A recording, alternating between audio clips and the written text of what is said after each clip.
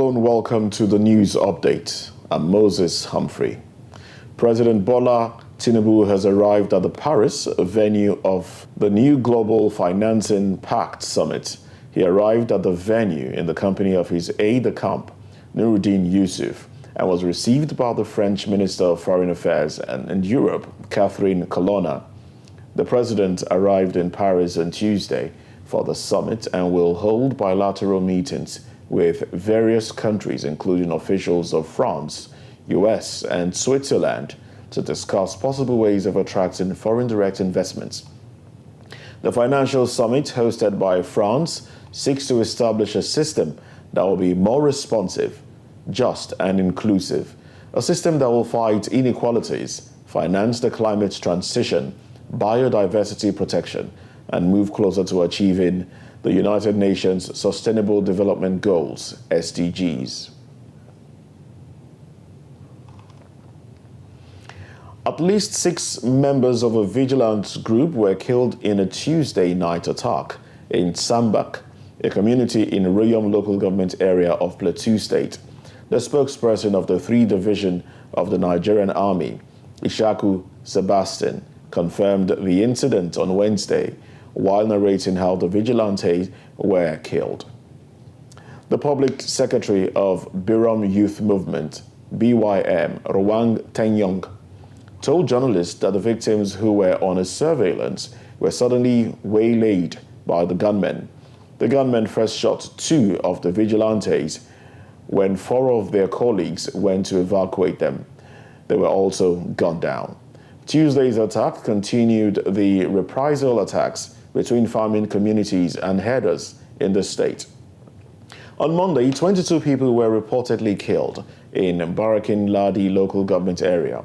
The spokesperson of the State Police Command, who confirmed Monday night's attack, called on the people of the state to always contact the police for any emergency information, saying that such an act will help the security to arrest the problem quickly.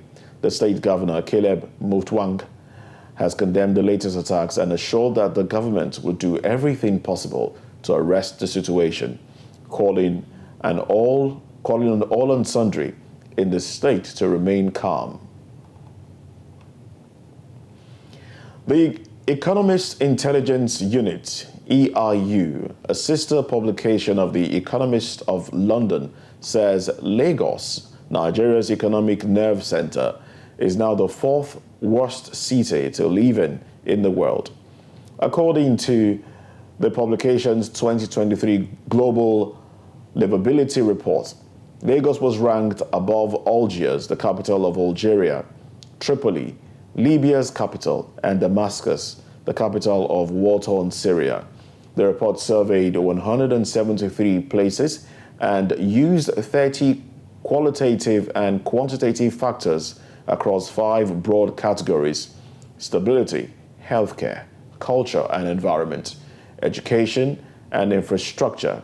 Lagos was the 2nd worst livable city in 2022 after holding the position for 2 consecutive years, and was only behind Damascus, which has held that position down on the list by social unrest, terrorism and conflict.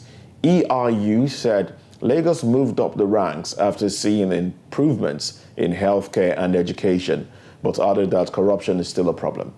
Vienna, the Austrian capital, and Copenhagen, capital of Denmark, retained their positions as 1st and 2nd most livable cities in the world, owing to their unsurpassed combination of stability, good infrastructure, strong education and healthcare services, and plenty of culture and entertainment.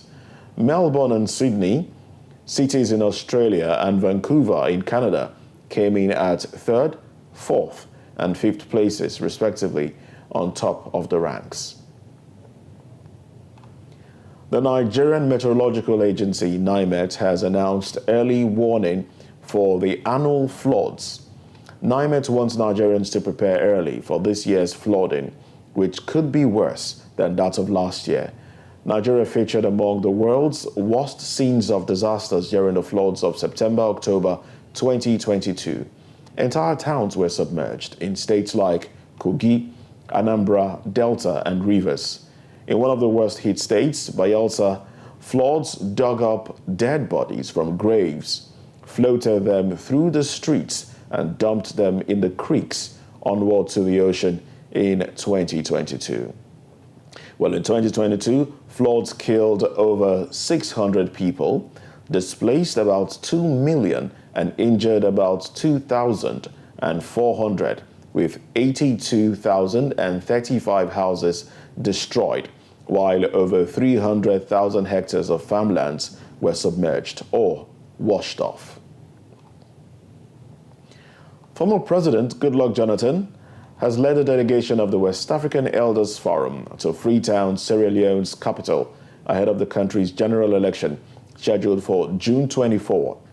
In a statement on Wednesday, Wealth Dixon Ominabo, communications officer of the Goodluck Jonathan Foundation, said the delegation also includes Kadri Odrago, former Burkinabe Prime Minister and one-time president of the Economic Community of West African States, ECOWAS. He said the forum aims to encourage and support a peaceful democratic transition in Sierra Leone through the visit. Ominabo said the team will have a series of consultative engagements with different actors and key stakeholders in the country, including leadership of the political parties, the candidates, the Election Commission for Sierra Leone, ECSL, security agencies, the diplomatic community, civil society groups, and the media. Well, no fewer than 31 persons have been killed and 7 injured after a gas explosion on Wednesday night at a barbecue restaurant in China's northwestern region. The blast took place at 8:40 p.m. and was caused by the leak of a liquefied gas tank inside the restaurant. 9 persons have been taken into custody, including the restaurant's owner. While shareholders and staff members, the explosion occurred on the eve of the Dragon Boat Festival, a 3-day holiday in China, marked with celebratory group meals and paddled boat races. Local fire and rescue services sent more than 100 workers and 20 vehicles to the scene of the accident. Rescue operations were finished by 4 a.m. on Thursday morning. That is, this morning. Images released by state media showed firefighters working in front of the charred restaurant's storefront and removing injured victims on stretchers. Well, China has suffered a series of industrial disasters and deadly fires in recent years, raising questions and concerns about public safety. Well, 3 people were killed earlier this month by explosions caused by fireworks striking residential buildings in the northern city of Tianjin. A fire at a chemical factory in central Henan province killed dozens in November, while another fire at a residential building the same month killed 10 in the northwestern province of Xinjiang and sparked widespread protest against COVID-19 lockdown measures. And that's the news update on VOP TV. I'm Moses Humphrey.